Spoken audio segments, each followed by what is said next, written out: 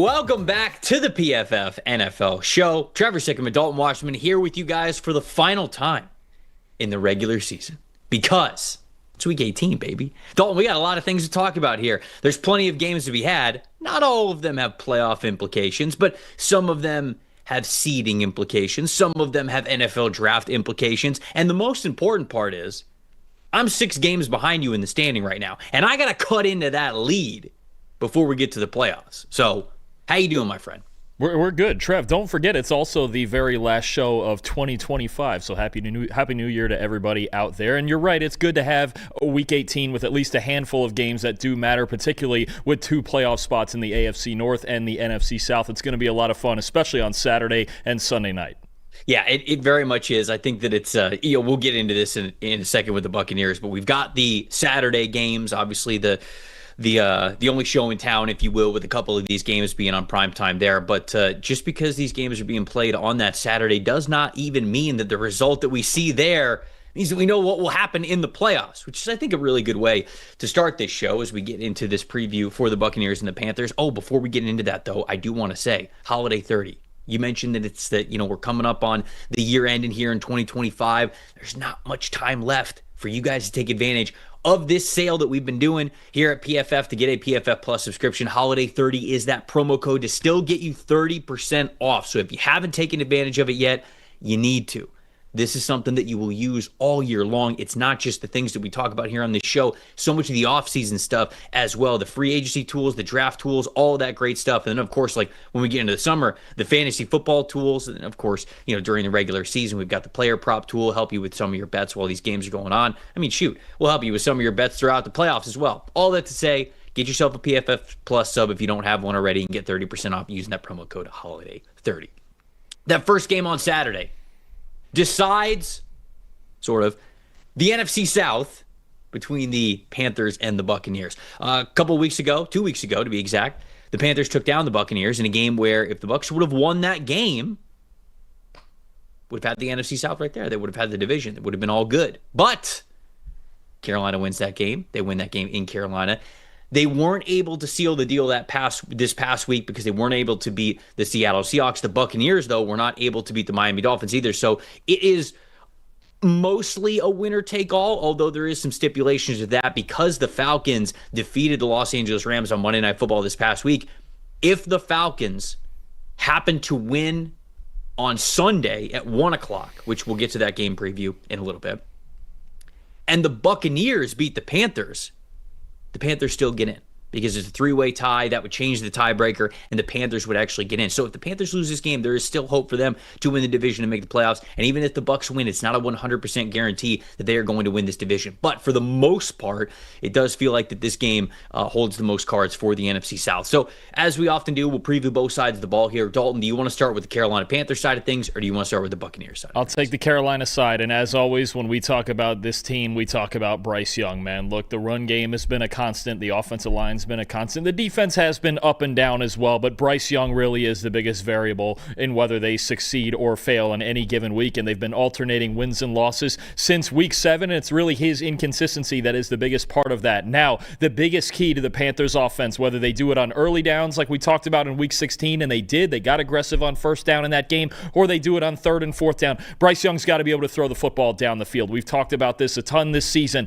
In the Panthers' 8 wins this season with Bryce Young as the starter, on 10-plus yard throws, he has a 91.9 passing grade and has completed nearly 55% of those throws. In the 7 games that he has started and lost, he has a 41 passing grade on 10-plus yard throws and has completed less than 34% of them. This is the difference in their offense. It went back into the shell last week against Seattle. He only threw for 54 yards. He could not complete anything down the field. 2 weeks ago in the first game against Tampa Bay, 10-plus yard throws, he was 5 for 12 with 2 touchdowns and 4 big-time throws. He was outstanding. This is the biggest variable in the Panthers' offense is Bryce Young and his ability to attack vertically down the field. If he can do that, they can win this game. If the Bucs keep the Panthers in front of them, especially Terron, McMillan, Xavier Legette, Jalen Coker on the outside, then you're talking about a scenario where the Bucs contain this offense and win this ball game at home. Feels like for most of the season, when Carolina's like had a lot to play for, like when the pressure was mounting, it's almost like they play tight. They don't play free. And in those games where you wouldn't think that they would win, now it's not the case for every game, but it feels like when they're playing free and they're like, hey, let's just put the ball in Bryce Young's hands, it's actually when the best things happen. So very curious to see the game plan that they have coming out for this one, if they're willing to set the tone on first down and putting a lot more on Bryce Young's plate and just really having him be the guy to lead this team right off the bat. Not something that they get into eventually as the game goes on, but being able to set that tone, like I said, with Bryce Young. On the other side of things for the Buccaneers, their offensive identity, I feel like, is all over the place. Baker Mayfield has been inconsistent at best, is probably the best way to say it. I mean, it's just for the better part of 2.5 months, he's not reliable. And I don't really understand why this team won't run the ball more. Since week 13, when Bucky Irving came back from injury, they actually have the 5th highest rushing grade of any team in the NFL. And yet during that time, they're 14th in EPA per rush and they're 14th in total rushing yards, I think because of the volume or the lack of volume that they've been giving these backs. And so with as chaotic as Baker Mayfield has been as a decision maker over the last 2 months, run the football. Take the ball out of his hands. I understand that you've got all these weapons to throw to. Mike Evans, Chris Godwin are back. You've got Emeka Egbuka. Now you got Jalen McMillan, like K-Dot and Tez Johnson. You have all of these weapons. I get it. But Baker has not been consistent enough for you to win football games. This team's got to be a lot closer to the balance they need of having more of the run game involved here in order to not just beat Carolina in this game, but make any sort of noise whatsoever in the playoffs. Because is the ceiling highest when Baker Mayfield has the ball? Yes. But clearly, they've tried that song and dance for 2 months now, and they've been 1-7 because of it. Switch it up. You have nothing to lose. You've now put yourself in a do or die situation against the Panthers here at home. So I would like to see them lean into the run game heavily. Take the ball out of Baker Mayfield's hands. That's what the last 2 months have shown us they need to do, and I'm very curious of whether they'll be able to do it. I think the Panthers win this game. When I've watched the Buccaneers over the last couple of weeks, they have looked undisciplined, unmotivated at times, not being able to win in the details of the game. I don't know how passionate this group of players is for playing for Todd Bowles right now. I'm just going to be honest with you, because certainly over the last couple of weeks, a lot of the busted coverages, a lot of the things that they're saying during practice or after practice during the week or after the games, like it just feels like there's a lack of answers. And for as much as overall I think the Bucs are the more talented team and the team that deserved to be the favorites to win this division at the beginning of the season, they're not playing like that. And for as inconsistent as Mayfield has been, I'm not going to bet on a team that I feel like is unmotivated, undisciplined, and just chaotic in so many different areas of the game. So I'm going to take the Panthers here to win this one 24-20, win this division and get in the playoffs. Trevor, that all makes perfect sense. It makes perfect sense. It really does. It's a great explanation. It was very logical. There was a lot of facts. There's a lot of facts in there. But you forget, the NFC South more than anything else makes no sense at all. And just like a couple weeks ago when I told you my first instinct told me to take Tampa, that's why I took the Panthers. I'm going the other way on it now for 2 reasons. One, my gut told me to take the Panthers. They're the better team. No, okay, the better team's not going to win this game. Fine. 2, I just really am trying to manifest this scenario where this Falcons-Saints game is actually the division title game for these two teams, because it makes no sense at all, and we'll get an 8-9 division winner, and that Falcons-Saints game will be the most meaningful, meaningless game of all time. I think it'll just be great theater. Give me the Bucs 23-20 at home. Appreciate you. Thank you. Okay, so let's get on to that Saints and Falcons game. The Falcons did the hard part, or what you would assume is the harder part, in defeating the Los Angeles Rams this past week. They were up by a lot, came down to the wire, but ended up pulling that game out. And it was a great win for them, to be honest with you. Now they're hosting the New Orleans Saints, who, funny enough, Dalton, the Saints actually feel like they're the best team in the NFC South. But to be honest, like, it's one of these two teams, it feels like right now, right? We're talking about this game between the Buccaneers and the Panthers. Winner goes on, for the most part. Winner will get to represent this team at the top of the division in the playoffs. But I think if you ask most people who have been watching this division over the last month and a half, the Falcons and the Saints seem like teams that are going in the right direction a little bit more, specifically with New Orleans. Now, this one is in Atlanta, and we mentioned If the Panthers win against the Buccaneers, they are in. That's it. That they have won. They are in the playoffs. They win the division. If the Buccaneers win and then the Falcons win this game, Carolina actually wins on a three-way tiebreaker with all three of those teams tied at 8-9. Talk to me about the Saints, what you've seen from this team over the last month with Tyler Shuck over the last couple of weeks, and what you expect to see from them here for this game against the Falcons. Look, the Saints offense has really gotten it rolling. Tyler Shuck's been in a really good rhythm the last few weeks. He was outstanding in the second half against Tennessee last week. And I think the big thing that stands out to me, just like it was at Louisville last year, when Tyler Shuck is clean in the pocket and he doesn't have a whole lot of muddy to deal with back there as far as getting hit, he's been outstanding. This season, an 88.4 passing grade in a clean pocket. That's the 10th best in the league. He's 15th in yards per attempt and the third best turnover-worthy play rate in the NFL from a clean pocket. He is being secure with the football. That's been the biggest difference between him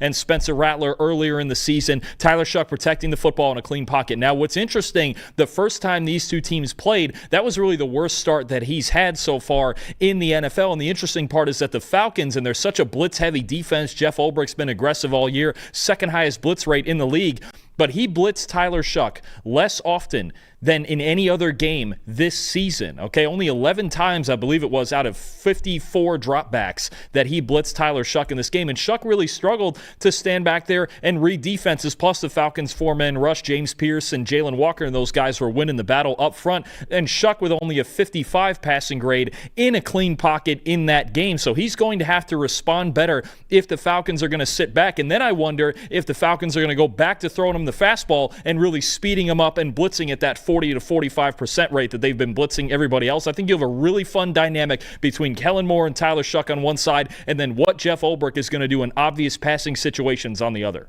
Yeah, I think it's a really great point of what they're going to be able to throw at Tyler Shuck and how different it's going to be than the previous game plan. You know, if we go to the Falcons side of things, when you look at that game against the Rams, I mean, it was a Bijan Robinson show, right? I mean, it was just on full display, everything that he could bring to the table, especially out of the backfield as a runner. 195 rushing yards against the Los Angeles Rams, Dalton. 200 rushing yards after contact. He had -5 yards before contact in this game. He was unbelievable. 90.5 rushing grade. And so very obviously, he has to be a major part of this game plan in order for them to succeed.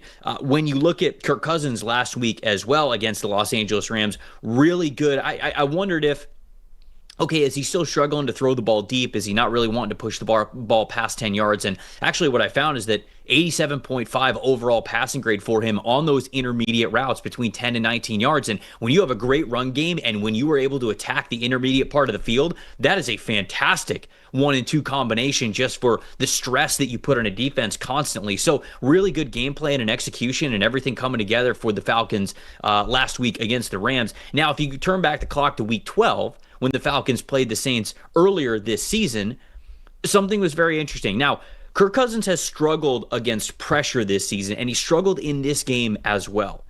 38.1 passing grade from Kirk Cousins in that Week 12 game under pressure.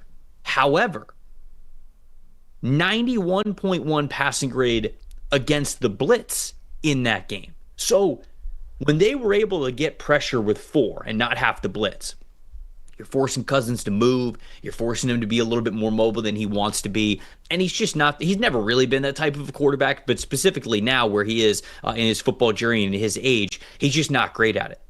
But when you blitz him, that mind is sharper than ever. And as the great quarterbacks will tell you, recognize where teams are probably going to blitz you from pre-snap. And when those guys start to come at the pocket, throw into the blitz. Throw where that player is no longer occupying space in coverage. Kirk Cousins was actually excellent at that. 91.1 passing grade against the blitz against the Saints in Week 12. So he is playing really well against the blitz, but do the Saints recognize that and stay back a little bit more and just try to get pressure with those guys in the front? Cam Jordan, Carl Granderson, Chase Young, those guys. Like, can you get home with 4? And I think that will tell the tale of what these two teams can do. I am taking the Saints. I think the Saints have been on a roll. I think Tyler Shuck's been on a roll. I think they're playing extremely confident. I'm going to take the Saints 24-20 as a final score here. So you have the Panthers winning the division because you have them winning on Saturday. Yes. I've got the Panthers winning the division because I'm taking the Falcons. Because you're just setting up the ultimate chaos. I need it. I need the ultimate chaos. I'm gonna give you the hope on Saturday and then rip it right back from you on Sunday. I've got the Falcons 24-21. It's just chaos. There's no sense in trying to logically predict this division anymore. And a 3-way tie at 8-9 with Carolina winning it feels fitting to me.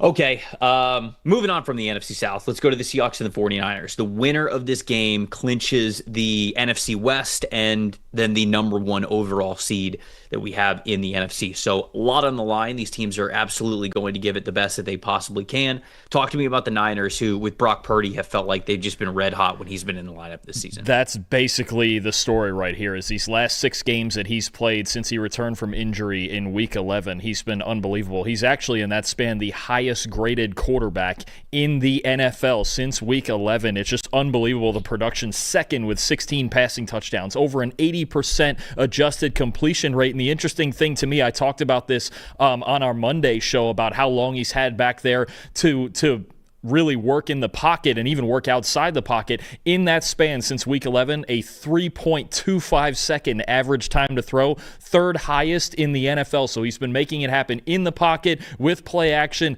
bootlegs, improvising on the outside. Right now he's on maybe the hottest stretch of his career, and this 49ers offense is firing on all cylinders. We'll see if they have Trent Williams at left tackle, but even when they only had him for 1 snap on Sunday against Chicago, they put up 42 points anyway, and Christian McCaffrey had his best rushing day. So this offense is just red hot right now. It's hard to slow down Brock Purdy, and it's really going to be a big task for Seattle's defense to figure out how to throw him out of his rhythm. When they got pressure in the first game, all the way back in Week 1, he had a 36 passing grade, but when he was in a clean pocket in Week 1, had a 90 passing grade and dominated. The Seattle Seahawks are going to have to find a way to create pressure on Purdy, because if he's back there for that long, 3.2, 3.5 seconds in the pocket, he's going to tear them up just like he has everybody else the last few weeks. Yeah, we talked about this on the Monday grade release show, but how good does Christian McCaffrey look right now after having that late bye week in Week 14? And if the Niners can somehow give him another week of rest here as the 1 seed, I mean, that's just paramount for what this team is able to do in the postseason, because they already look very rejuvenated. You give them another week off, they're absolutely Super Bowl contenders,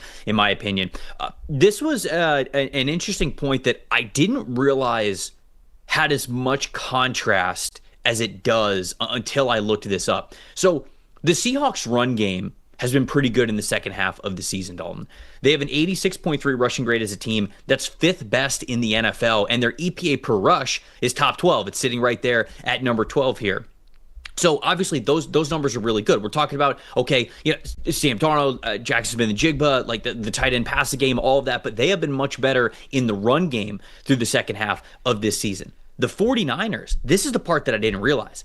I knew they weren't great on defense, but they have a 32.5 team run defense grade since Week 9. That is, without question, dead last in the NFL. So we're in a situation where obviously Sam Darnold is going to play a big role in this game, but we're talking about the 2 quarterbacks here. To be honest with you, I think that Seattle's ability or inability to take advantage of the Niners' lack of run defense here this season and in this game, that to me holds the key. I think these are 2 incredibly talented teams.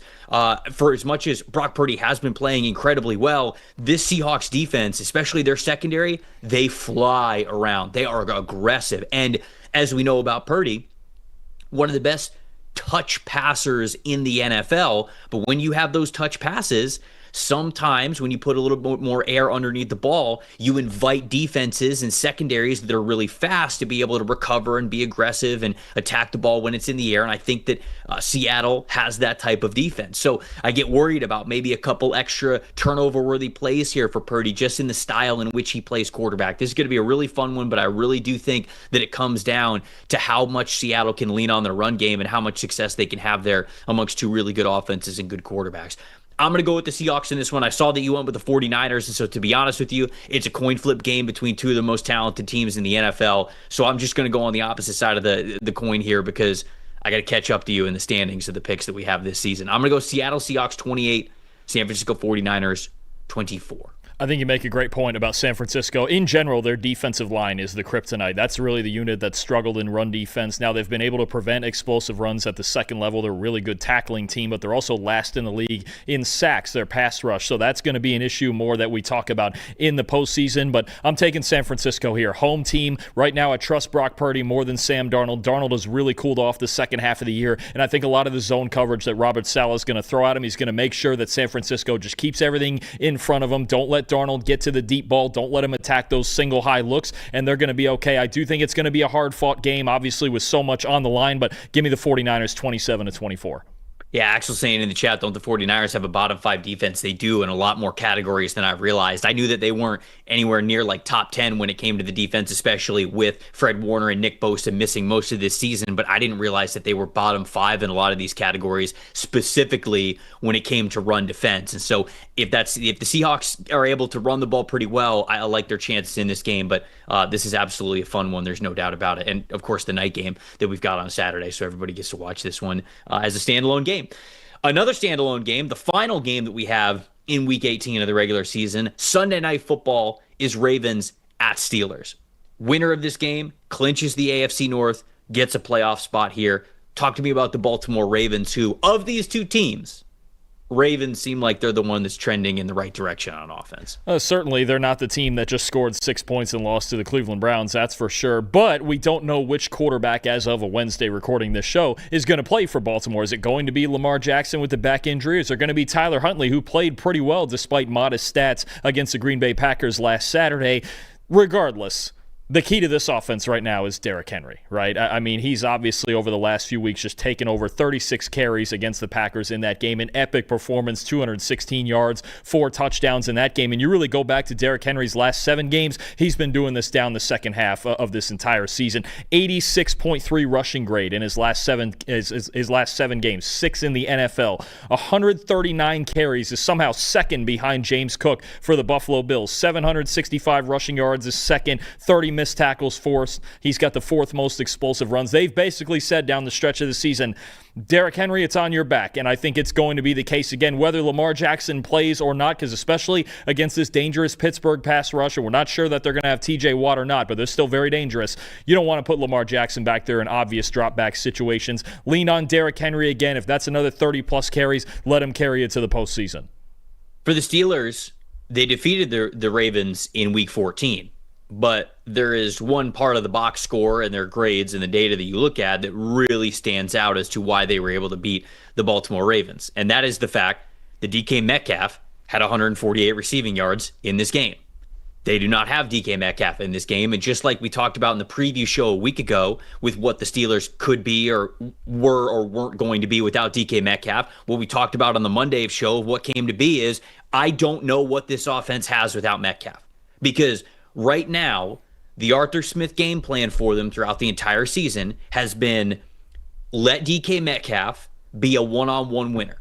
And if teams out there want to just guard him one-on-one, we're going to be okay with force-feeding him as the main game plan. Now, if teams now start to allocate multiple players in coverage to DK Metcalf, now you have a numbers advantage somewhere else. Now you have the ability to create a lot of space by using DK Metcalf as a decoy. A lot of clear out routes, things where he might start on the left side of the field and he's, a dig route, a drag route, whatever it is, to the right side of the field, and then you're taking whoever's in the backfield, the running back, swinging them out towards that space that is now open. That's how you get the Steelers having the second most targets to running backs this season behind only the San Francisco 49ers. That only works when you have DK Metcalf. And when you don't, I have no idea what the game plan is for the Steelers. And I think that's what we saw this past week against the Cleveland Browns. Now, first and foremost, they allocated so many resources to chipping and trying to not let Myles Garrett get the sack record against them that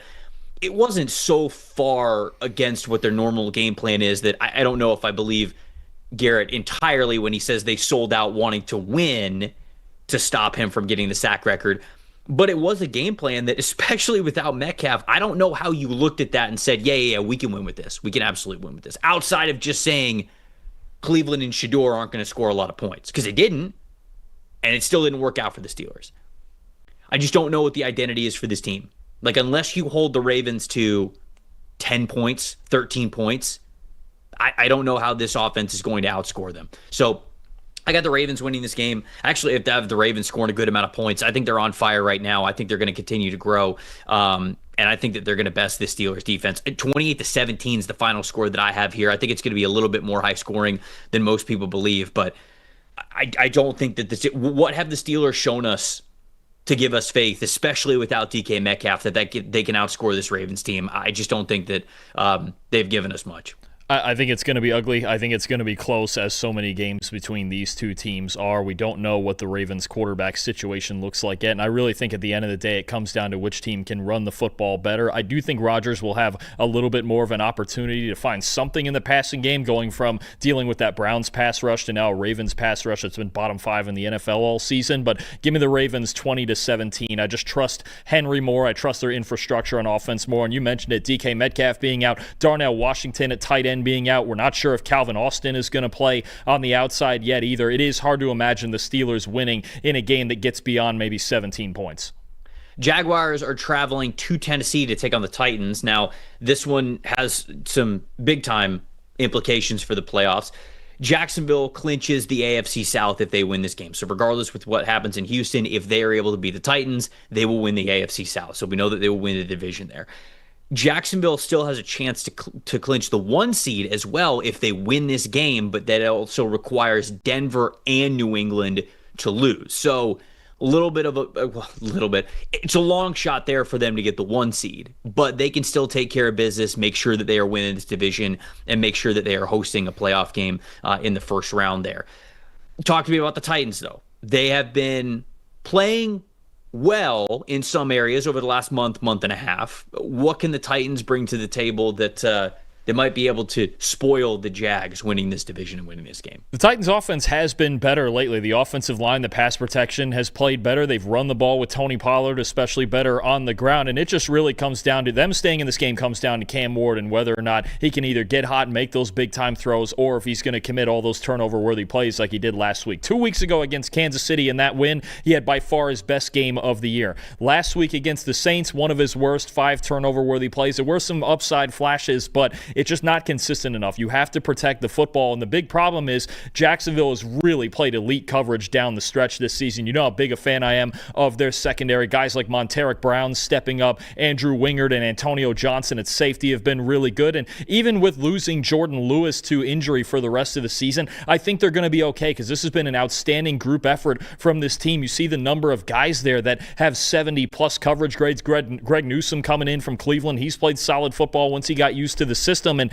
you look at since week 11 as a team, the Jaguars are second in coverage grade, they're first in yards per attempt allowed, they're first in explosive pass rate allowed, and they're second. They've got the second most interceptions. That last number is going to be the big thing. They've been turning over opposing quarterbacks all season. Cam Ward has to protect the football first and foremost to keep the Titans in this game against what's very quietly been an elite secondary this season.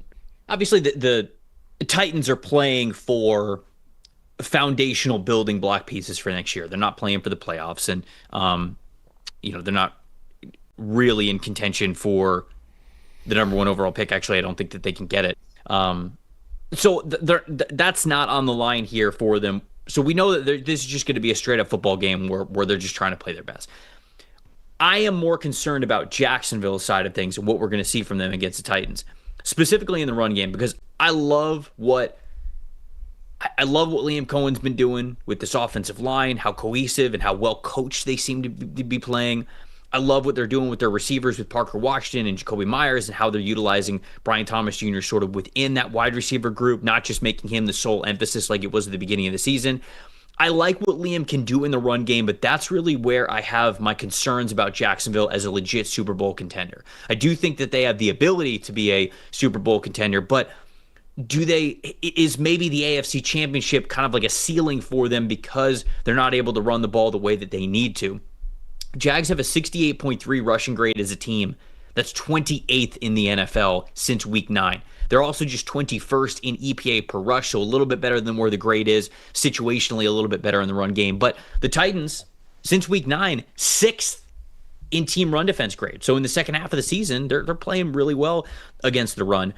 I'd love to see a really good day on the ground from Jacksonville, and perhaps they just don't have the backs that they want right now at this point in the season to be able to have that explosive type of rushing attack. But it at least has to be good enough to be complimentary, because you can't become one-dimensional when you get into the playoffs. You might be able to win one game, maybe two, but when we talk about you as a legit Super Bowl contender, the Jags have to be a lot better on the ground than they have been. I have a lot of faith in Liam Cohen as a run game type of offensive mind and offensive play caller, and so I do think that it's possible, but there's a world where we may kind of come to the realization like, okay, maybe they just don't have the talent they need coming out of the backfield as they get into the playoffs here. So depending on how they play against the Titans, that will honestly give me more or less confidence about what I think for them heading into the playoffs. I'm taking the Jags to win this game, though.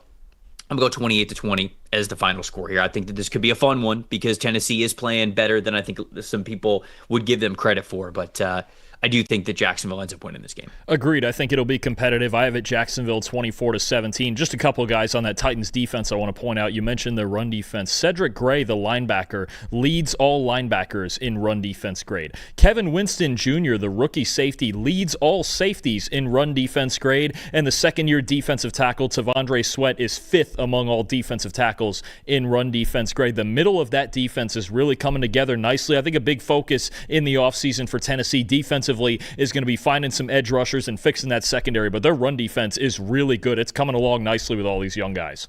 All right, we got a handful of playoff seeding that we still need to talk about and preview here, but before we do that, I want to give you guys a little bit of a preview of what we have over at PFF.com. It's the player prop tool, so anybody that's into betting, you got to check this out because it's something that you're really going to want to have in your lineup as you are going through all of these bets and the ones to make. Check it out. Everyone's got takes. Numbers have truth. And the truth is, most people are betting with emotion. Sportsbooks feed on it. TikTok gurus sell it. The hype machine runs on it. That's how you lose. PFF is different. You're betting with winning data. The same data trusted by all 32 NFL teams and the sharpest minds in the game. PFF betting tools take every prop, every matchup, every angle, and run them through our custom models. Built on the best football data in the world. What comes back is your edge. Simple, sharp, and built to win. Want to go deeper? PFF puts a pro-level analytics department in your hands, giving you the same insights teams use to find every advantage. Build your game plan with matchup analysis. Project every snap, every matchup, and every edge before kickoff. Because the smartest plays start long before Sunday. Hit rates show how a player performs against their prop and against defenses built the same way. It's the data that gives you real confidence in every pick. Next, Key Insights translates PFF data into the story behind every matchup, giving you the why that powers your bets. From coverage schemes to defensive looks, it's the context that turns raw numbers into winning decisions. When you're ready to take action, filter through every prop on the market and focus on the opportunities that matter. By game, matchup, or value. Then, shop for the best available line in your area and tap your book of choice to place the bet instantly. Everyone's got takes, but now you've got truth. Bet with data, win with PFF.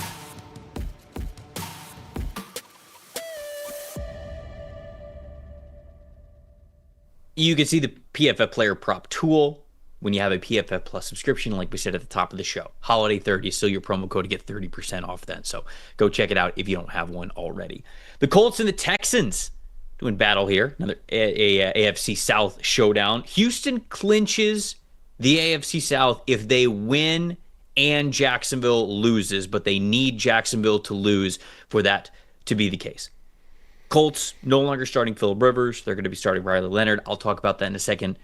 I want to hear from you and Houston's side of things first when we preview this game. So I think the fun part of this matchup is going to be C.J. Stroud and this Texans passing attack against Lou Anarumo and what he decides to do in coverage. And what Anarumo has done since the Colts have traded for Sauce Gardner is he's gotten a lot more aggressive. It's a lot more man coverage. When Sauce Gardner is on the field for this Colts team, they run man coverage 38% of the time. That would be second in the league if they did it for the entire season. When he is off the field this season, or he wasn't on their team earlier in the season. That goes down to 25%. Why is that relevant? I think Sauce Gardner is going to get the shadow coverage against number 12, Nico Collins, the Texans' best receiver by far, and they're going to make the Texans go to other options. C.J. Stroud, meanwhile, this year has really struggled throwing into man coverage with just a 54.5 passing grade, and Nico Collins is the only receiver, actually only player on the Texans team, receiver, tight end, or running back who has at least a 70 receiving grade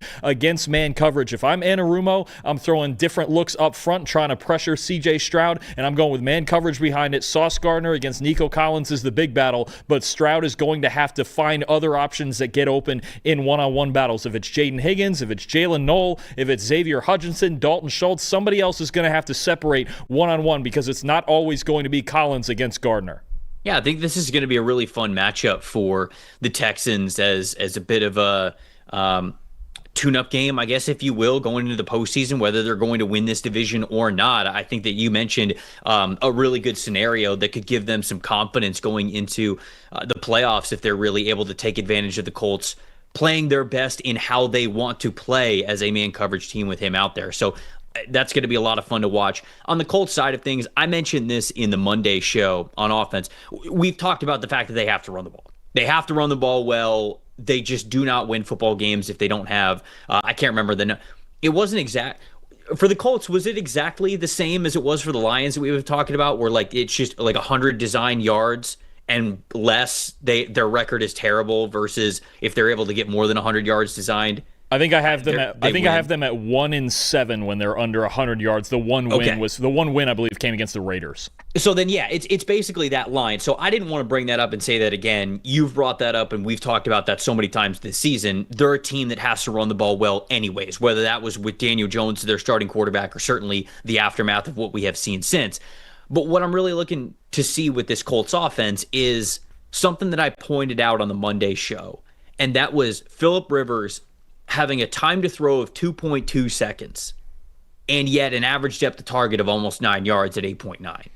That is what I said on the Monday show, the Tua Tagovailoa strategy, where everything that you are doing, you are predetermining your read based on your pre-snap recognition. You're looking at what defenses are doing pre-snap, and that ball is coming out of your hands so fast, you really don't have the ability to adjust to whatever the coverage might be doing post-snap. So if you're fooled at all whatsoever post-snap, that could be really dangerous. And that's how Tua was leading the NFL in turnover-worthy plays before he ended up getting benched. That's just a strategy that's so dangerous, and you're playing with fire so much.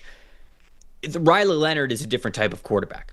He has good mobility with his legs. He has not just escape ability, but also rushing ability as well. And so naturally, his time to throw is a lot higher. When you look at the last couple of years that he was at Duke and when he was at Notre Dame, his time to throw was right around that 2.85, 2.9 average, which is a different game plan when you have a full half second more than what Phillip Rivers was doing when he was getting the ball out of his hands. Because remember, like that's a 2.2 time to throw average.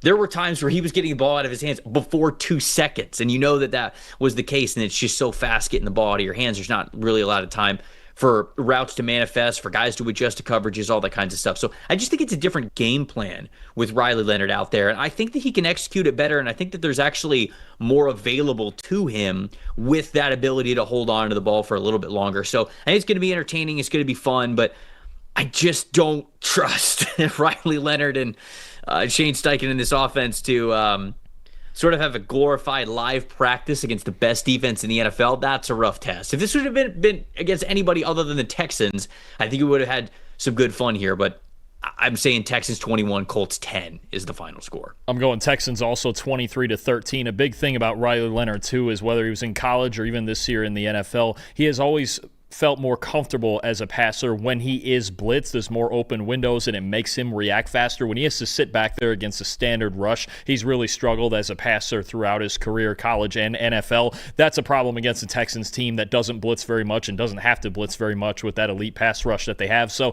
I do think eventually the Colts just aren't going to be able to score enough points. The Texans offense, a bit inconsistent. This would be a good game for them to find a little bit more of a consistent rhythm. Really just one good quarter against the Chargers last week, but I think they take care of business here, and they're just waiting out the result of that Jacksonville game.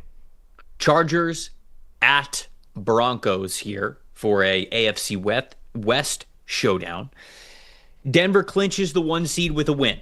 So if they win this game, that's it. No other stipulations. They have the 1 seed. They will be on a bye next week when we get to the first round of the playoffs. No Justin Herbert in this game for the Los Angeles Chargers.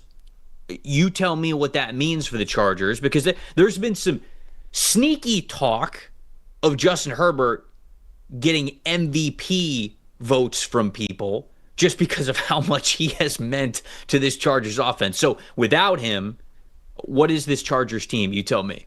I mean, I could certainly see the case. Without him, they're a team that's going to play, I believe they're going to play Trey Lance in his stead, who's obviously a very good athlete and an unpolished passer. We've seen flashes from him in the past. But, Trev, more than anything, I'm just going to give you the reason that Justin Herbert's not playing, despite the Chargers potentially being anywhere from the 5, 6, or 7 seed in that wild card order. And that's because it's such a mismatch up front with their offensive line and the Broncos' defensive line. I'm not trying to beat a dead horse here with this Chargers offensive line, but it's their biggest weakness, and with Justin Herbert already playing with a broken hand, that would be a real problem if you lost him in a game where you're not really playing for a whole lot. So I get why Jim Harbaugh is more comfortable sitting Herbert, playing Lance, and just letting his team get a little bit of a breather here, right? You're talking about a Chargers offense that has allowed the 4th most sacks and the highest pressure rate in the league. The Broncos defense, most sacks in the NFL, by far, 3rd highest pressure percentage. Do you really want to put Justin Herbert out there when there's not much on the line? If you feel comfortable going anywhere in the postseason, whether that's New England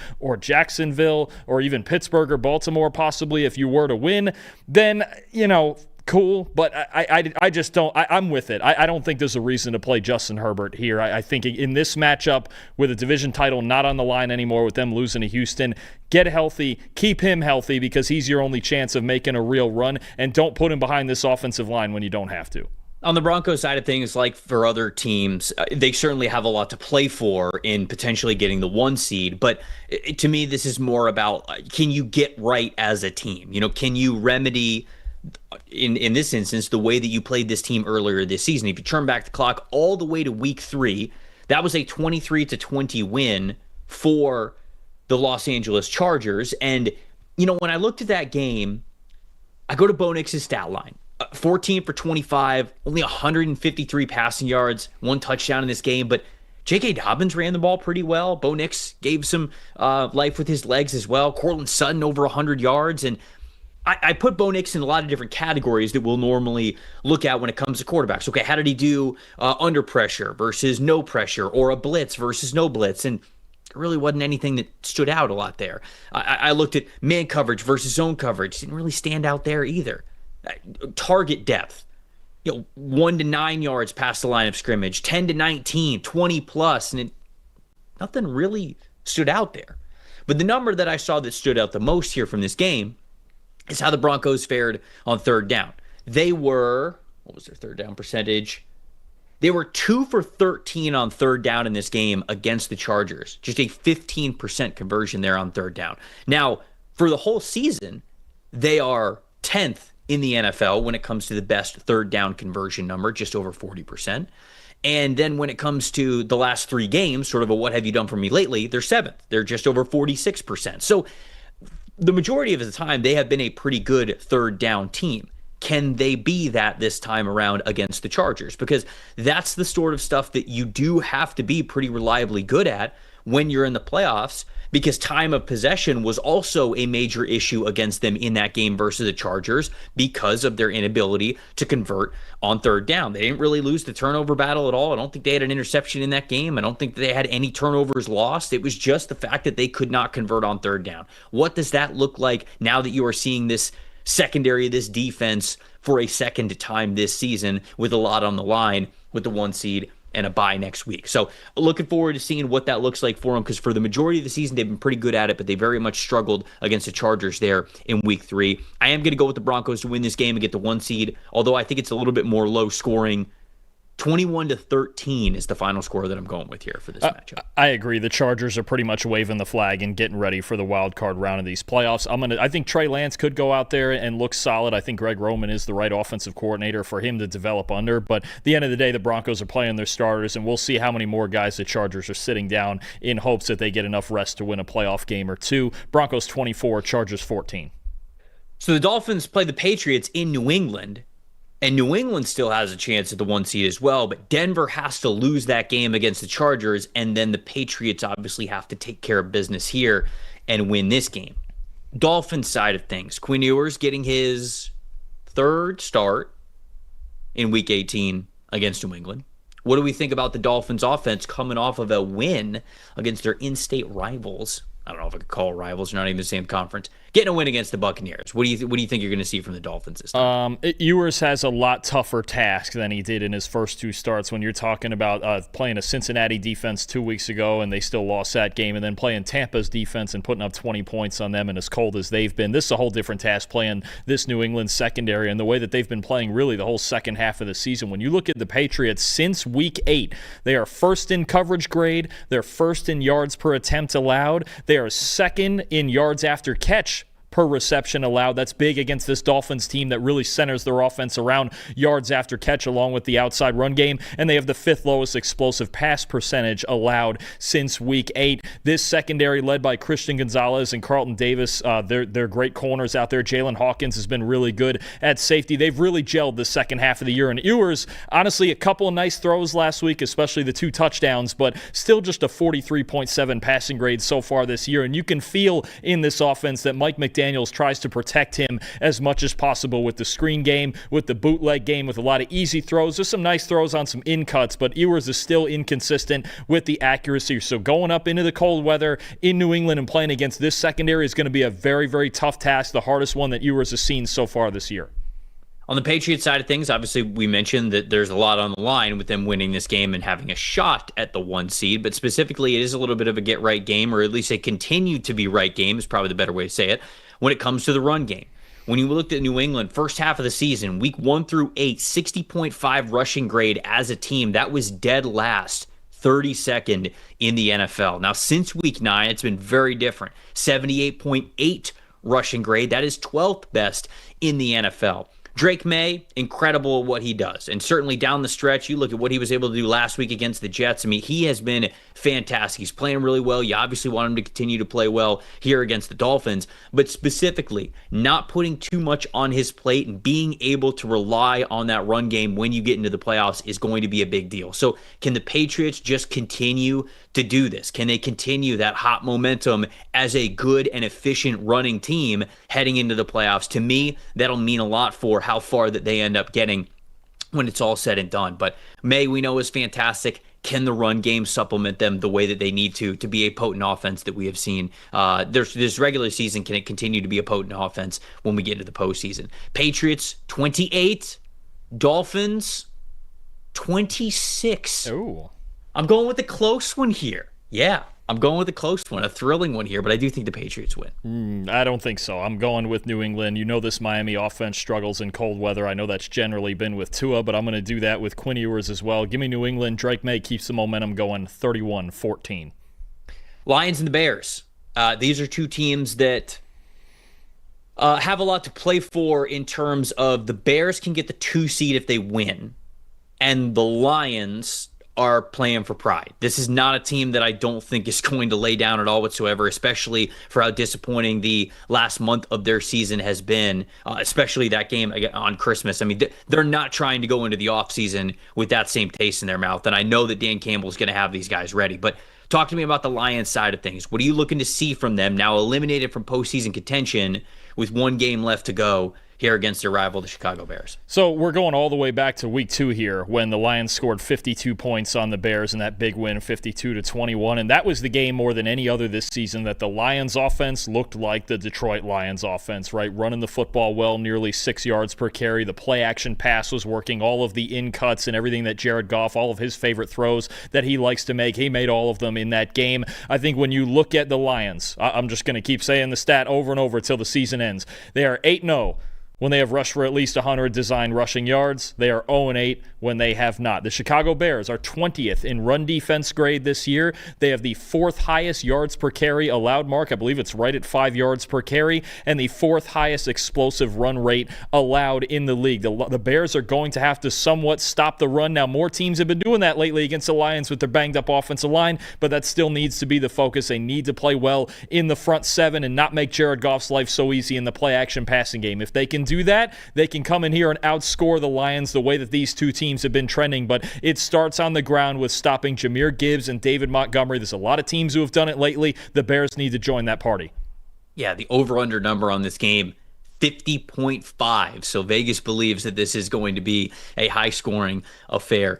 Since week 9, and a reason why this is going to be a high-scoring affair is how Colston Loveland has played for this team. In the second half of the season, an 84.7 overall receiving grade for Loveland. That is second behind only George Kittle this season.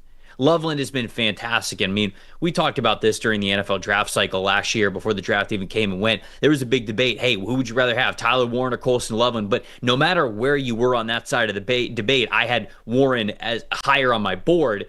You'd be hard pressed to find anybody who didn't have both of these tight ends in their top 12 or in their top 20, maybe even top 15, maybe even top 10 overall for how good these guys were. Warren still has more production overall this season, but as we saw with the grades, the second half is where Loveland has really come on. And we've seen over the last couple of weeks when Caleb's got his back against the wall, yeah, he'll go to some of these receivers. We saw a little bit from Luther Burden, but how many times does he go to Colston Loveland? Very much trust this guy to be the player to make the biggest plays. And so the target share, the return on investment, just the overall impact that Colston Loveland has on the offense as a receiver has been a big part of why the Bears have taken their offense to another level and why any team in the NFC would not want to see them and Ben Johnson calling plays for them. So I think that this is going to be another high-scoring game. I am going to go with the Lions, though. Ooh. I just can't see the Lions going out like that. There was so much egg on their face from the Christmas Day game. I mean, that's just not even close to what we're used to seeing with the Dan Campbell group. And the fact that they've got one game left, I gotta think that him and the leaders on that team are gonna motivate the rest of the guys to be really up for this one against a division rival in Chicago. So I'm gonna take the Lions in this one. I'm gonna take them 28-24 as a final score here. You know, despite me unintentionally wearing the Lions colored hat here, I'm going to go with the Bears. I think, first and foremost, this Lions team is not nearly as healthy as they were when these two played back in week 2. The secondary's banged up. The offensive line is banged up. That's really been a problem for them through the latter half of the season here. I also think it just serves as a really big full circle moment for the Bears. That was their worst loss of the season. It's Ben Johnson against the Lions. He made the statement earlier this week that we are playing to win in week 18 no matter what, and they need a win to lock in that 2 seed and then get round 3 with the Green Bay Packers in the first round of the playoffs at Soldier Field after such a fun game a couple weeks ago. But give me the Bears in a high-scoring one. I think it will be a shootout. I think both offenses are going to have success, but the Bears come away with it 30-27. Yeah, I think the Bears absolutely need to play to win this game because they're not a team that's had like consistent success over the last 2 to 3 years. You know, they're not this veteran-laden team where it's like, oh yeah, we've been there before and we know how to turn it on the next week if we sort of rest guys or whatever. This team needs to continue to feel and hunger for winning football games. And so I think this is going to be a very fun game. I can't wait to see it. I feel like it's going to be a coin flip simply because, again, I can't see Detroit going out like that. I think the other motivation too, and obviously you don't want to disrespect any team that's made the playoffs. I would much rather play Green Bay in their current state than I would want to play the Rams or the 49ers in the first 100%. round. And they're all going to be at home. Obviously the Bears have won their division, but I would much rather play that banged up Packers team than either of those teams out west. I agree. The Commanders are traveling to Philadelphia to take on the Philadelphia Eagles. Philly could be the 2 or the 3 seed, depending on kind of what happens in this game and around the rest of the league. But looks like Philly is resting most of their players. It looks like that they are going to say, hey, we're okay with whatever seed that we get here in this game. We're just trying to be as healthy as possible getting in the playoffs. And to be honest with you, Dalton, I like it. I just mentioned, like, for the Bears, I wouldn't have like for the Bears, it's like, hey, you need to play all these guys. You need to continue to win. You need to keep that fire up. For the Eagles, they kind of need like a mental reset. You don't have a chance to get the 1 seed. You're not going to get that with a week off and not getting that first round bye. And so instead, you kind of give yourself a little bit of just that result here by resting a lot of your starters. I just think a lot of these guys just need a mental reset right now. And so I actually like that strategy from Philly, not playing most of their starters here in this game. But what do you expect to see from the Eagles now that that's the case for them? Well, we're going to get Tanner McKee versus, I believe, Josh Johnson in the quarterback matchup. So I'm expecting both teams to run the football a lot. And Philadelphia did that very well against Washington. It was really one of the 2 best rushing days that they've had all season against the Commanders the first time around. I'm assuming if Jalen Hurts isn't playing, that Saquon Barkley is also not playing. So it could be an opportunity for Tank Bigsby to get a lot of work in the backfield. The first time around against the Commanders, the Eagles had a 90.6 rushing grade. That was their best of the season. 6.1 yards per carry, 136 yards after contact. I think Bigsby's really got an opportunity here in the run game, even though it is with the backups in an essentially meaningless game at this point, with the Eagles possibly just waving the flag and accepting the 3 seed as their fate. I think it's an opportunity for some of those young guys, Tank Bigsby, obviously Tanner McKee in the passing game as well, but I would look for the Eagles to run the football and fine-tune that with the depth guys on the roster. Yeah, we call the Eagles one of the most talented teams in the NFL, so when you're sitting here resting your starters, I still believe there's good football players that are going to play in this game just because of how deep they are and how talented they are. I talked about this on Monday's show. There's obviously not a ton to play for here with Washington. They're not playing Jaden Daniels. They're not even playing Marcus Mariota. They're playing Josh Johnson. To me, all I really care about in this game on Washington's side of things is Ja'Cory Crosby-Barrett. Give him the ball. I talked about this on Monday. Like, they should have been giving this guy a much higher carry load. He is very clearly their most explosive weapon out of the backfield. And last week, 11 carries, 105 rushing yards, 2 touchdowns. Give this dude 15 plus carries this week. Who cares? I think he has to be, not that he's going to be like a Derrick Henry level type of carried player with all the volume that he's going to get. Like, he's not going to be like an unquestioned RB1 in this team. But going into 2026, he should be RB1. He should be RB1 for this team. And if you want, obviously you're going to spell him with somebody else, whether it's Chris Rodriguez Jr. or like whoever it's going to be, fine. I'm not saying that you don't do that. Give this guy the football. He's your most explosive weapon. And so that's truly all I care about in this game. Just play Ja'Cory Crosby-Barrett.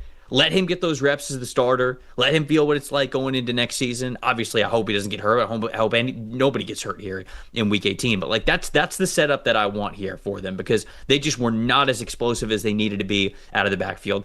I do think the Eagles still win this game. 23-17 is my final score here. I think Philly wins it at home. I agree with you on Washington's goals here. Just get the young guys reps, right? Get Crosby-Barrett the ball. Get Ben Sinnott the ball at tight end. Get Jalen Lane the ball at wide receiver. It feels like the Eagles are kind of sitting back and relaxing. Obviously, Tanner McKee's played well in his appearances, but I'm going to go with the Commanders 20-16 just to kind of shake things up for us in the game picks. That's good because I need to catch you on one of these games. So I hope taking the better team actually pans out for me this time. Jets and the Bills. This one's in Buffalo. Buffalo could land anywhere seeding wise, 5, 6, 7. I mean, they're not gonna. They're not hosting. They're not winning the division over New England. So we know that they're going to be a wild card team, but there's a lot of different spots where they could be a wild card team. So who knows really? But what do you think about this one from your Jets side of things last week of the season here for them? Curious to see on both teams who is going to play, whether it be due to injury or if the Bills are going to decide to rest Josh Allen or maybe even more starters. One guy who did not practice today, may or may not play this week, is Breece Hall. And I just kind of wanted to get a summary of his season because he's entering free agency, and you could easily argue that he is the best running back entering free agency. Still a really young player, just 4 years into his career. Trevor, right now, he is 7th among qualified running backs with an 83.5 PFF grade, over 1,400 scrimmage yards, 26 explosive runs is top 10, 6 explosive catches, and that passing offense even is top 10 in the league. This is one of the most versatile, explosive running backs in the league that's about to hit free agency, and the Jets are going to have to make a decision on whether or not to keep him. If they value him as a premium asset and they want to make him really the engine of their offense moving forward, we'll see if they draft a new quarterback and what other weapons get added to that, but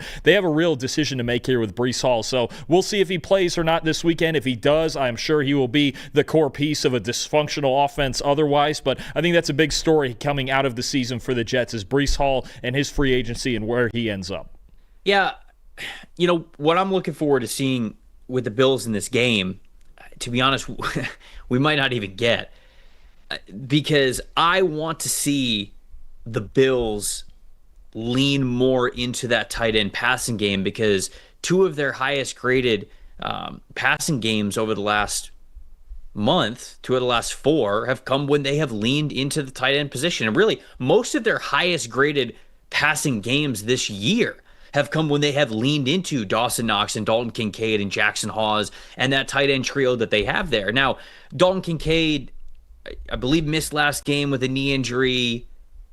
Obviously, you're not going to host at all in these playoffs, and so you talked about them potentially resting players. Maybe you're just resting Dalton Kincaid as well, and you're just saying, hey, try to get a lot better, because it's a knee thing that he's been dealing with. It's like, hey, just try to get a lot better, a lot healthier for that week one matchup in the playoffs, whatever it is, the wild card matchup.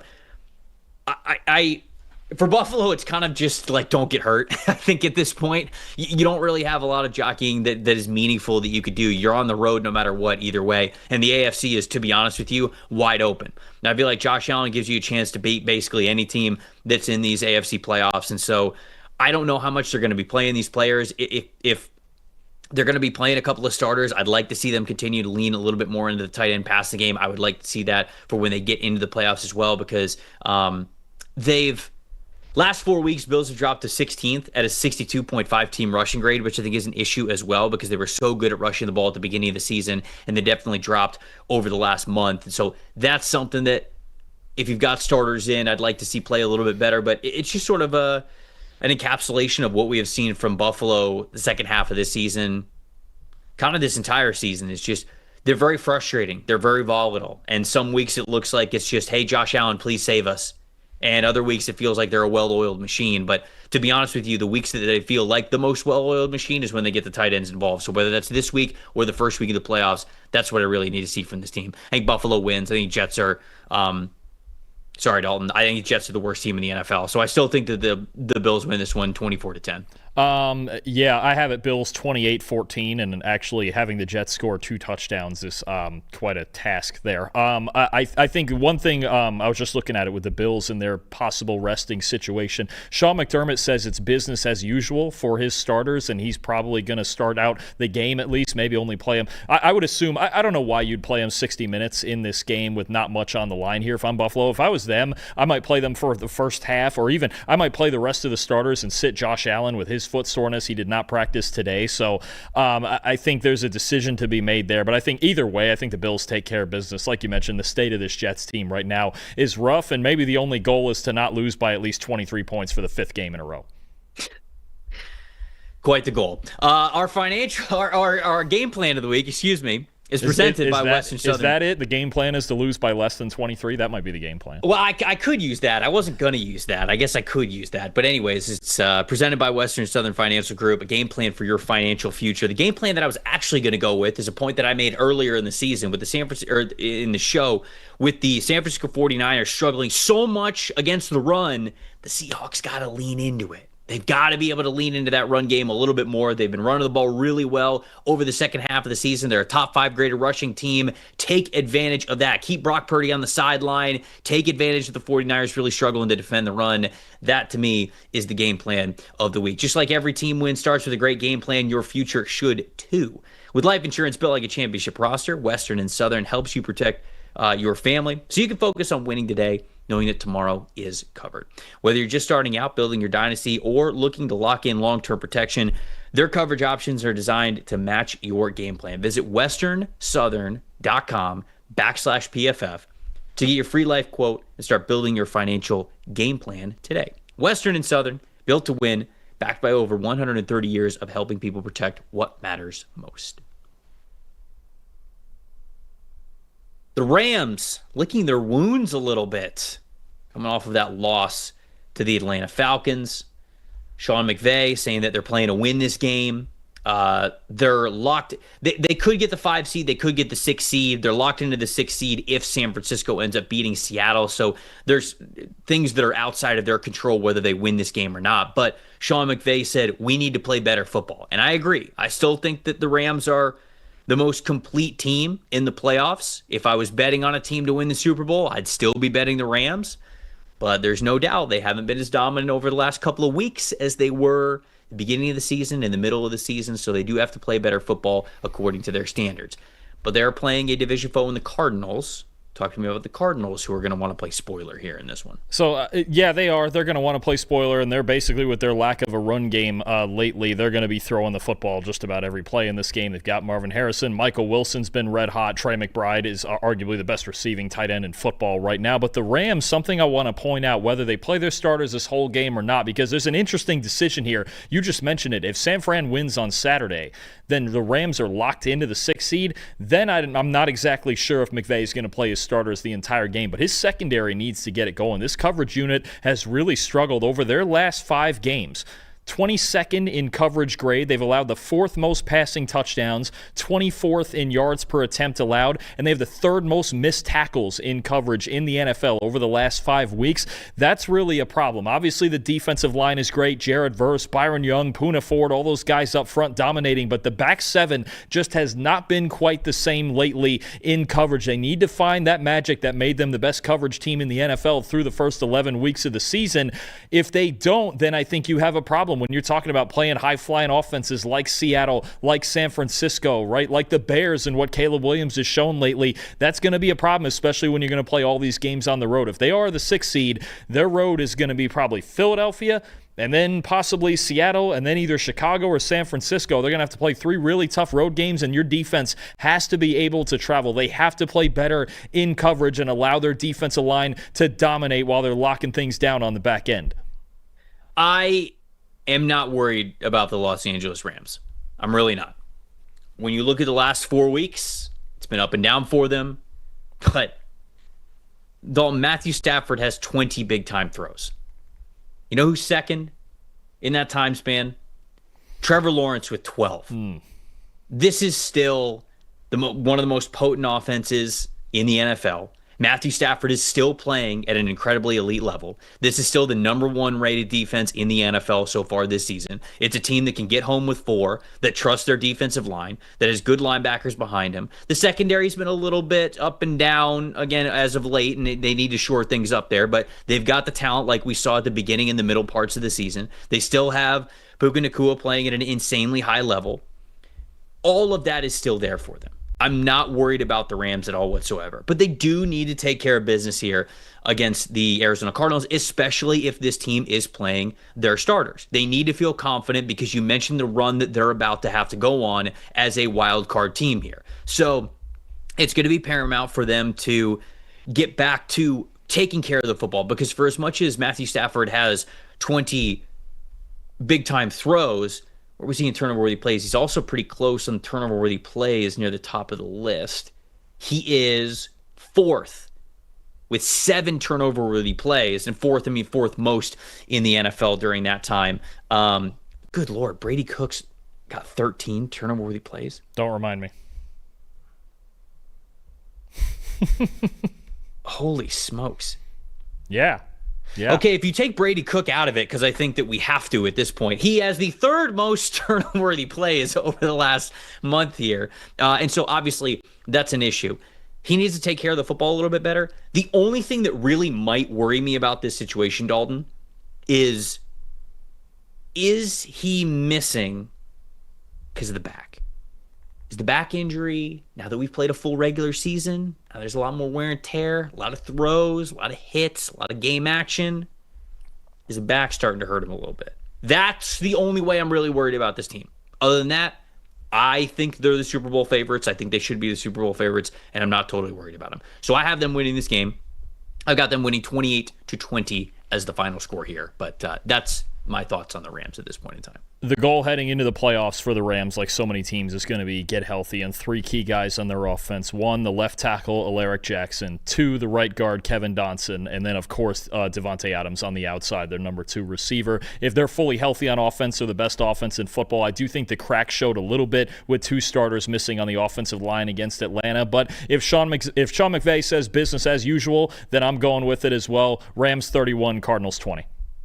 Now we've got 4 games that have no playoff implications at all whatsoever, but a couple of them have NFL draft implications here that we'll run through pretty quickly. The Packers and the Vikings. The Packers are the 7th seed no matter what here, so this one doesn't really matter for seeding. It doesn't really matter for any teams getting into the playoffs, although the Vikings have won 4 in a row, correct? I believe the Vikings have won... Is it 4 in a row? I think because they lost 4 in a row, and now they've got the weirdest vibe of an 8-8 team ever, don't they? It do. feels like yes, they've won 4 in a row after losing 4 in a row before that. Right. Very very strange season for them. Ultimately, I don't really have much to say about this Vikings team. They're not playing for a lot, and there's reports out there that J.J. McCarthy could play, that the swelling in his hand has gone down a little bit, but why would you play J.J. McCarthy in this game?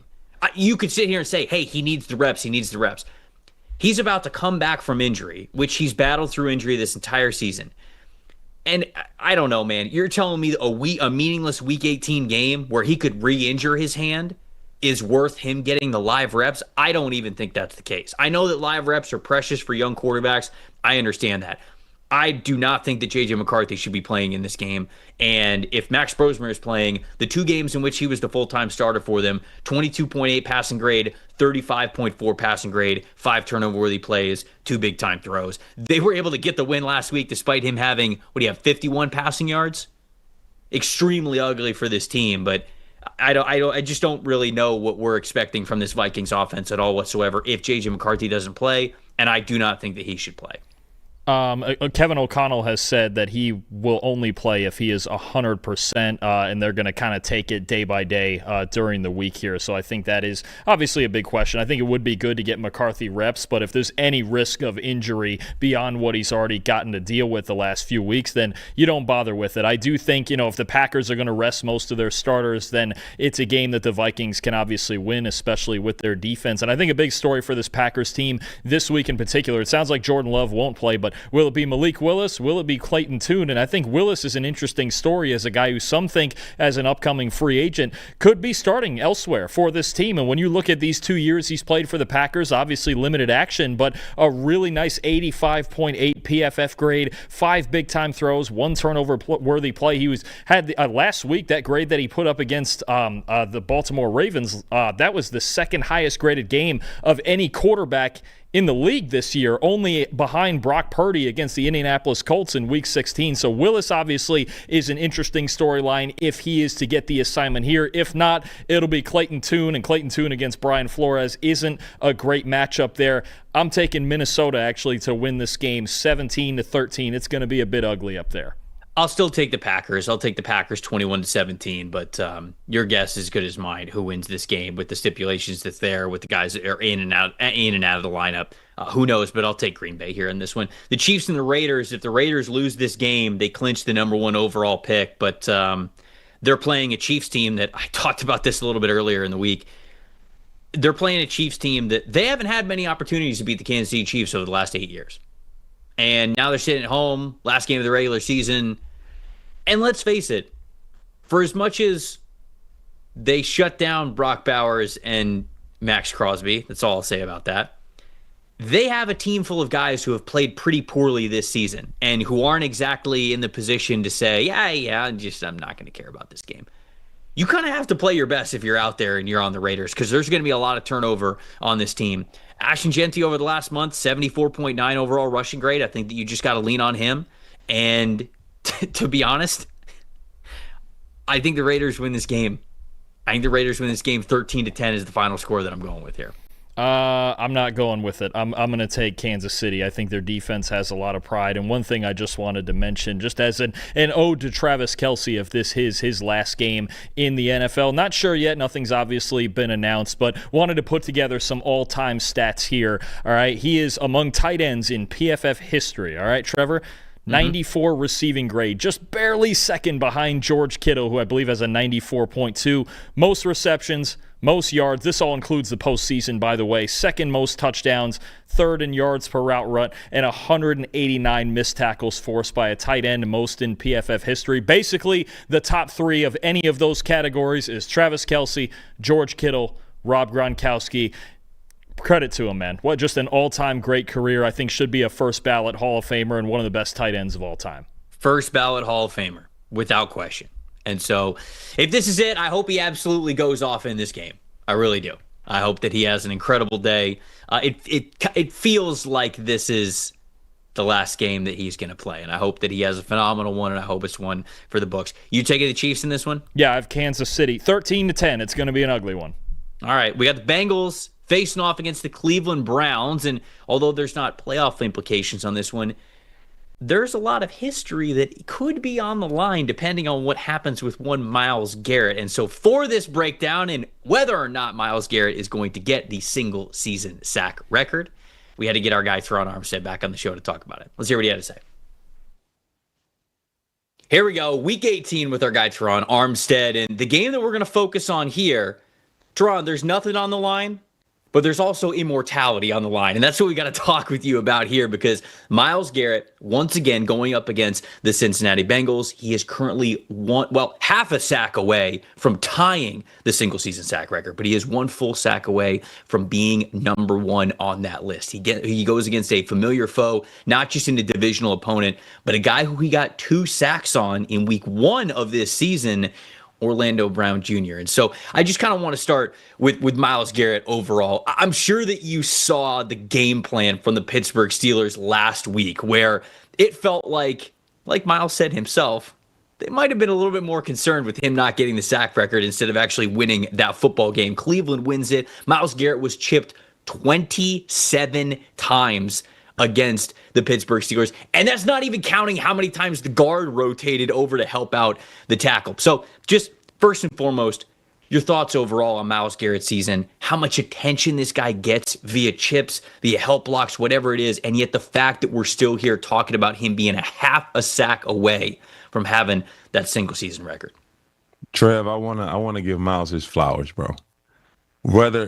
Regardless if he gets this sack record this weekend or not, the fact that he's in this position with his situation is record-breaking. It's greatest of all time talks. It's otherworldly, because when you think of guys that lead the league in sacks on a consistent basis, most times, not I would say 98% of the time, they're playing with the lead a lot. So they get more opportunities to rush a passer, or they have a counterpart on the other side that makes it really difficult for a team to slide to them the entire time. That's not Myles' situation. The Browns are not winning. They're not blowing teams out. They're not up early, 21-0 in the second quarter, so where teams were passing the ball to come back. That's not the situation. Myles is getting 2 guys, 2 grown men every snap, and he's here at 22 sacks. So I just want to stop there and give this man his flowers. What he's doing is different. We have not seen this before. Even from some of the greats that we know, this is different. It's special. Now, as far as this weekend goes, I think the attention will be as similar to what Pittsburgh did, and they sacrificed the game to make sure he didn't get the sack. Cincinnati might have the same approach. I think that Cincinnati with Joe Burrow is okay with that strategy as well, because I do agree with you. And when we look at how good Burrow is as a pre-snap evaluator, that ball can come out of his hands pretty quick. And for the Steelers, I don't think it's a great game plan. It's not a super explosive game plan. When they're doing that, they're not really giving themselves the ability to put a lot of points on the board, a lot of yards on the field. But Joe Burrow has that ability. So I do agree with you. I think getting the ball out quick, double teaming him to making sure he doesn't get those quick pressures, I think that'll still exist. with the Bengals. But this matchup specifically with him going up against Orlando Brown Jr., their left tackle. He got 2 sacks, Myles Garrett did, on Orlando Brown Jr. earlier in the season to start the year. And when I went back and I watched both of these sacks, both of them were that speed to power bull rush that you and I have talked about a lot throughout this season. When we've talked about some of the great offensive tackles and some of these great matchups, you have often pointed out you've got to be able to anchor first. If you can't anchor, guys are just going to continue to bull rush because there's nothing fancy about it. And they'll be able to just get straight through your chest, get back into the quarterback. Myles is a freak athletically in how he is built, how he has that strength, all that good stuff.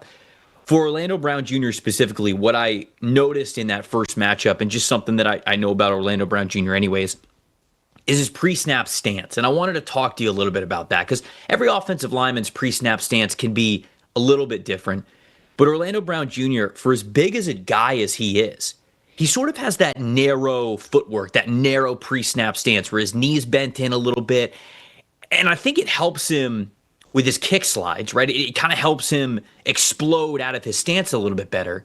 But when you have that wider base, I think that's also what made it a little bit easier for Garrett to execute that bull rush so well and so effectively against him.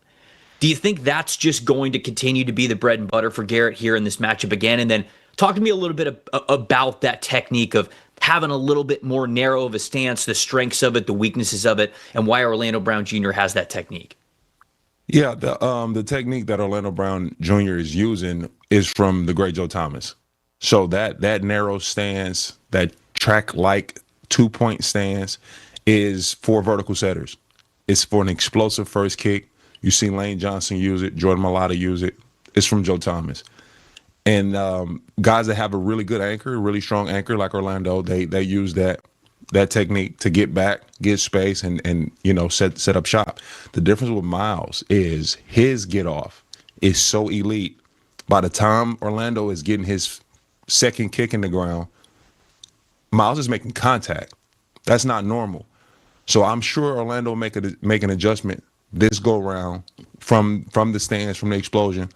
But when you're facing Myles, you got to anticipate power first. Like, if I'm going to combat any move that he has, it's power first. I do not want Myles running through my chest, creating constant pressure, because then all the rest of his moves start to come into effect.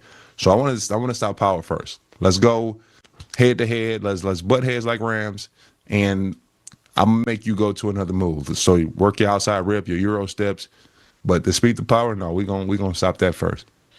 The way that the Steelers sort of played Myles Garrett sort of went into that a little bit. When you have more bodies to allocate to one rusher, it was as if they were sort of saying, okay, the running back out of the backfield, he's going to be there to chip if Myles attacks the outside shoulder. We've got the guard who's, yeah, I mean, he's kind of paying attention to the center a little bit, but really, I mean, his eyes are looking at his peripheral to Myles Garrett. He's kind of protecting that inside move of what could be like that Euro step or that cross chop or whatever it is.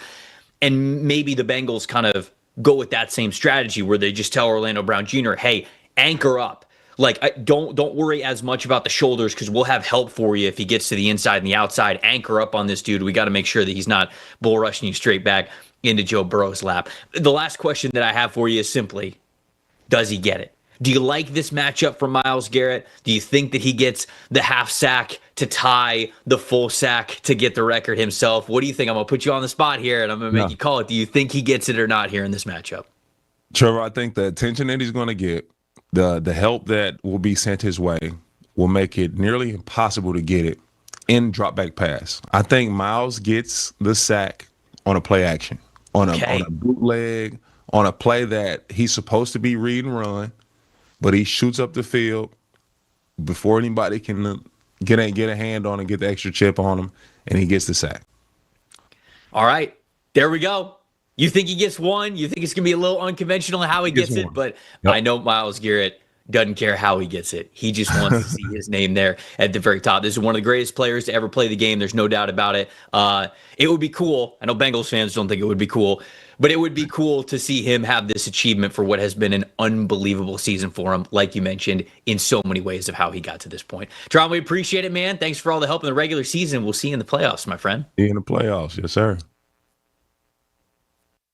All right, Dalton, outside of the Myles Garrett matchup here versus Orlando Brown Jr. and him chasing history. What are you looking forward to on this game? Well, to be honest with you, I just have more numbers actually inside of that matchup. So we're going to stick with that anyway because that's the big story here for the Cleveland Browns. Myles Garrett in his career against the Cincinnati Bengals, a 92.8 pass rush grade. 64 pressures is his second most against any team, only behind Baltimore, and 15 sacks is his most against any team. If there was a team that he was going to break this record against, it would be the Cincinnati Bengals. Now, the Bengals, meanwhile, have had a good turnaround in pass protection lately since Week 13, Trevor. The last 5 weeks, they have the highest pass blocking grade in the league, okay? So you're talking about a team that, is protecting Joe Burrow well, and you would think normally your first instinct would tell you, okay, Joe Burrow's getting rid of the football in a second and a half, right? He's really protecting these guys. He's inflating those numbers. Not really. His average time to throw this year and in the last few weeks has hovered around 2.7, 2.8, kind of an average number there. So when you look at them actually protecting him, Dylan Fairchild at left guard's been a lot better the second half of the year. Orlando Brown's been good recently. Amarius Mims on the right side was really good last week. So I think you do actually have a fun battle between a hot offensive line and obviously the best pass rusher in football in Myles Garrett. We'll see if he can break this record against a hot offensive line for Cincinnati. On the Brown side of things, for Shedeur, what I'm really looking to see from him in this game is, can you attack over the intermediate middle of the field? Because that's the area that I think that he has struggled at the most. When you look at the passes beyond 20 yards this season, he has actually had a decent amount of success. He's had some turnover-worthy plays, but he also has a lot of big-time throws. And so being able to attack deep down the field is something that he could do on a regular basis. The issue becomes from 10 to 19 yards down the field, he's got way more turnover-worthy plays than he does big-time throws. It's been a major issue. He's got one big-time throw to 4 turnover-worthy plays. That's got to be the area of the field that he has to perform a lot better at. And so obviously it's the last game of the season, but building blocks going into next season, whatever the quarterback situation is going to be for the Cleveland Browns, it's going to be important for him to build off of that. So can he attack the middle intermediate part of the field? And we've talked about how the Bengals linebackers, their second level, have really struggled this season. And so do you get a favorable matchup there? Can you attack that a little bit better? I think the Bengals win this game. I think they're a more talented team, certainly with Joe Burrow out there. They've been pretty fantastic. 28-17 is the final score that I'm going with here. And I do think that Myles Garrett gets the sack record. 23-16, I have Cincinnati winning as well at home. And a big factor, too, for the Browns could be whether or not Harold Fannin is playing. The Bengals obviously have struggled more than anyone to cover tight ends. He's not expected to practice today. We'll see how the rest of the week goes. If Fannin plays, I'd like the Browns to keep it a little bit closer possibly than that. But if he doesn't, then I'm not sure what other options they're going to have in the passing game. He's really been their best lately, and a lot of injuries on that offense have really stunted their ability to score points. Does Garrett get it? Does he get the sack record? I'm taking the cop-out. I'm going to say he ties it. I'm going to take the half. I'm going to go Michael Strahan, TJ Watt, Myles Garrett. And then we will still have the Myles Garrett, TJ Watt argument, as we always do in this building, don't we? You're trying to fuel engagement, actually. I see what you're doing. You're a company man in that regard. You need the debates to continue. The final game that we're talking about here in Week 18, Cowboys and the Giants. Nothing on the line here except for the fact that if the Giants lose and if the Raiders win, the Giants will jump back up into that number 1 spot for the number 1 overall pick in the 2026 NFL draft. Maybe. What's happening in this game, Dalton? There's some scenarios where the strength of schedule there could still work in the Raiders' favor. So there's I think it's 4 or 5 other games where the results still, it's that close. So maybe the Giants, if they lose and the Raiders win, would get it. We'd have to see the results and see how that breaks out. Anyway, but either way, like you mentioned, not a whole lot on the line in this game. And I think when you look at one guy for the Giants who's going to be an interesting free agent decision, you look at Wan'Dale Robinson, the receiver, who's got his first 1,000-yard receiving season of his career right at the right time in a walk year. 69.8 receiving grade is solid. Also a career-high 1.87 yards per route run mark. And this is somebody who had a career game the first time around against Dallas, 142 receiving yards against them in Week 2. But that was Russell Wilson playing quarterback, chucking all those deep balls in that game. We'll see if Jackson Dart can keep the momentum going with Wan'Dale. Had a great week last week, I believe it was, as well. So you're talking about, Dart trying to take another step in his development, getting more reps, and then Wan'Dale Robinson with one more chance to prove that this season is for real and he can make some money in the offseason. Yeah, this game, it doesn't really matter from a lot of perspectives, but the Cowboys are, they're trying to finish strong here, trying to finish with some pride as well. So, but I just wanted to shout out how good Tyler Booker has played. This is somebody who I was a little bit lower on than most, I would say. I still had Tyler Booker ranked as in the 40s on my big board. Like, I still thought he, like, early second round pick, starter potential, absolutely, it was there for him. Obviously, he goes 12 overall to the Dallas Cowboys. And since week 9, I'll give him his flowers here. He's been the highest graded offensive lineman that the Cowboys have had. And specifically, we talked about how good of a pass protector he was when he was at Alabama, and how run blocking he wasn't as dominant as you thought that he would be, of a player of his size with his strength levels. But he wasn't as dominant as a run blocker as he was a pass protector. But this year, he's been great. Again, since week 9, 71.1 overall grade, 83.2 run blocking graded. So it's great to see him be that building block that they invested in.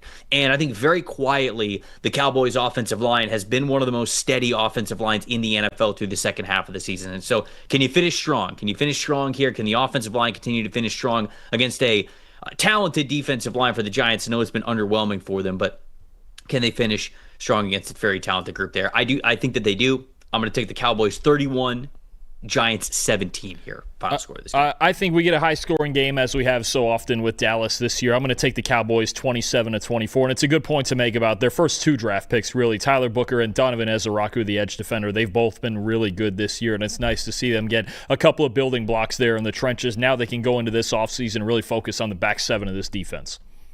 It's going to be fun to watch all these games play out, and then we get the full picture of the draft order, the playoff order, what's happening on wild card weekend, who's getting the buys, how we're setting things up.